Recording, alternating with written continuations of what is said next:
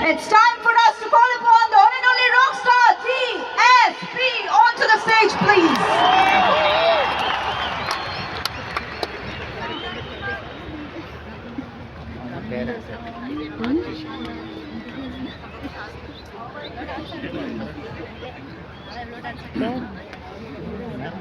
Yes, சொல்லுங்க, the one and only DSP. So this is a very very special moment. எல்லாருக்கும் வணக்கம். எனக்கு நினைச்சு வேற யாரையோ கூப்பிடுறீங்கன்னு நினைச்சேன். எனக்கு என் பேர் சொன்னதோ இந்த ராக் ஸ்டார் டிஎஸ்பி இதை சொன்ன அது எல்லாத்தையும் விட இளையராஜாவின் ரசிகன் அப்படின்னு என்னை கூப்பிட்டால்தான் எனக்கு பெருமை.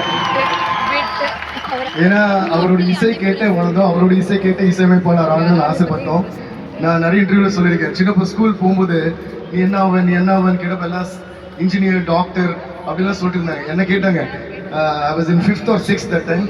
நீ என்ன பெரிய வளர்ந்தப்புறம் அப்படின்னா நான் மியூசிக் டைரக்டர் அப்படின்னா. ஸோ எல்லாரும் சிரிச்சிட்டாங்க கிளாஸ்ல.